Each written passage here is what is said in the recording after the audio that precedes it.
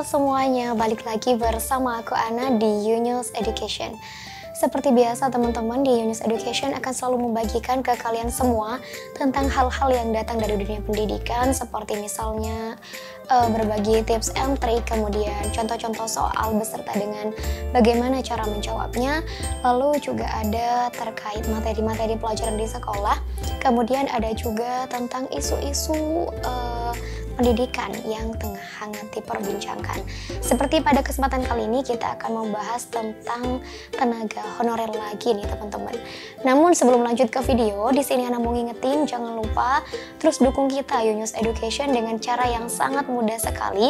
Teman-teman tinggal klik tombol subscribe di bawah. Kemudian jangan lupa juga like serta komennya jika kalian mempunyai saran dan atau kritikan bagi Yunus Education.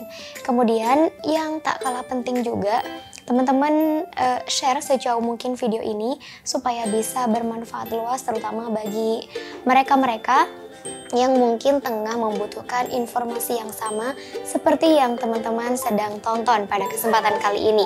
Dan terakhir, jangan lupa juga aktifin lonceng notifikasinya supaya kalian gak ketinggalan update terbaru dari Yunus Education. Oke teman-teman, bagi kalian yang mungkin masih ngerasa kurang dengan update terbaru dari Yunus Education setiap harinya, teman-teman bisa dapetin versi yang jauh lebih lengkap di portal kita, yaitu di www.yunus.id. Nanti untuk linknya bakalan kita tulis di kolom description ya teman-teman.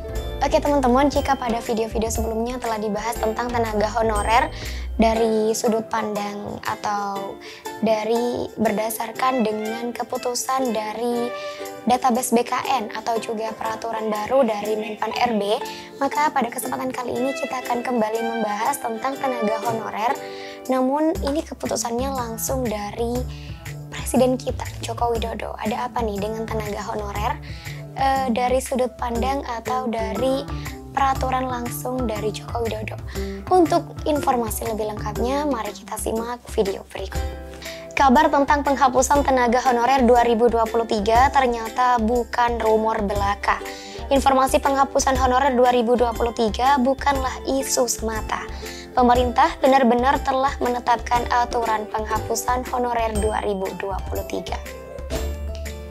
Pasalnya, Presiden Republik Indonesia Joko Widodo telah menetapkan aturan penghapusan honorer di tahun 2023. Ditetapkannya peraturan pemerintah penghapusan tenaga honorer 2023 tersebut dilakukan melalui beberapa pertimbangan.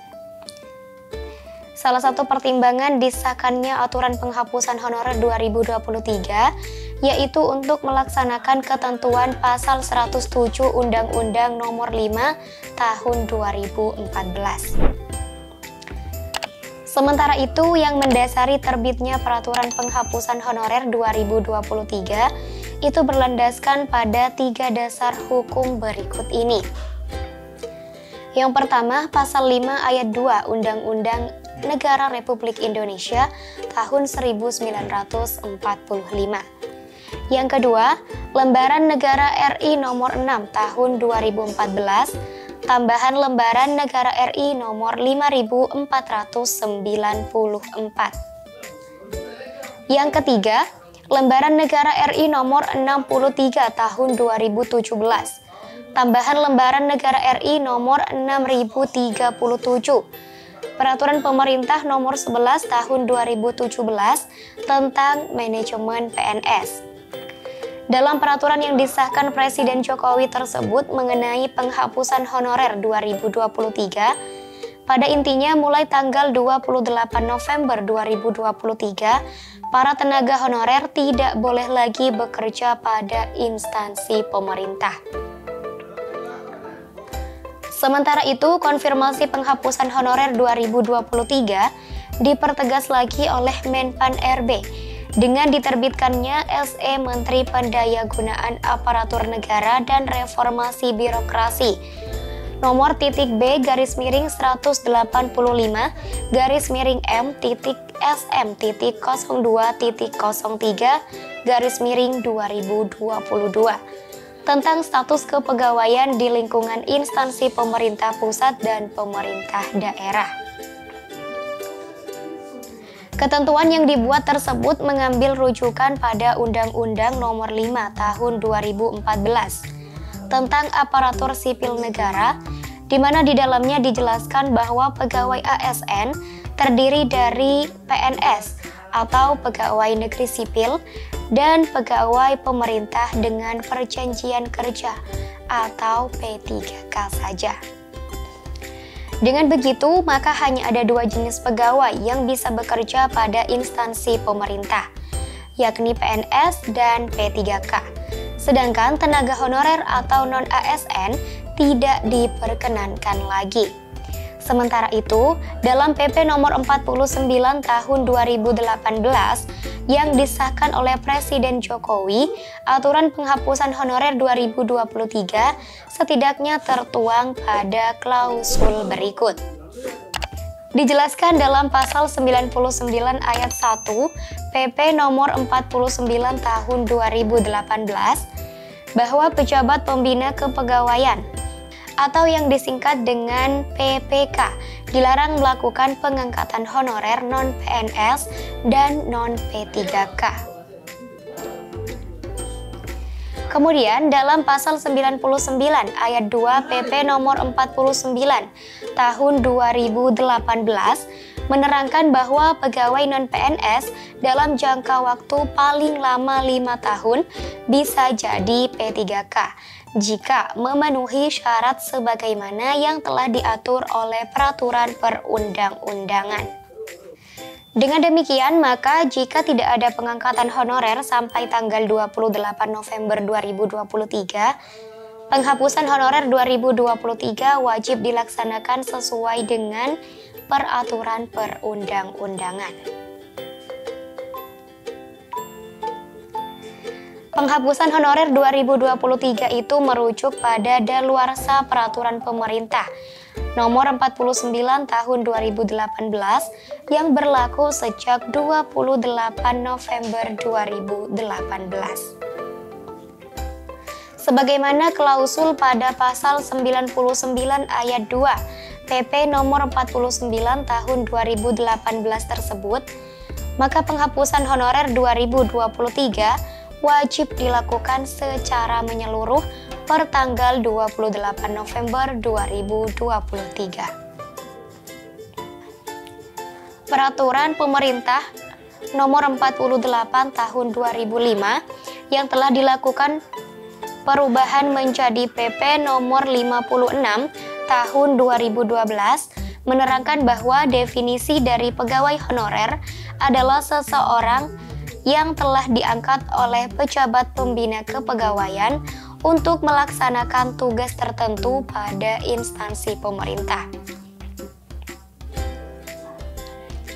Sedangkan untuk persyaratan pengangkatan tenaga honorer untuk bisa menjadi anggota atau ASN ataupun PNS di tahun 2023, untuk persyaratannya teman-teman bisa langsung cek di portal kita di bawah atau teman-teman bisa tonton videonya di video sebelumnya. Namun di samping itu juga perlu teman-teman ketahui bahwa penghapusan tenaga honorer secara serentak dan secara keseluruhan pada bulan November 2023 nantinya yang telah ditetapkan oleh Presiden kita Joko Widodo itu tidak serta-merta begitu saja didapatkan, melainkan keputusan ini juga didasari atas beberapa pertimbangan.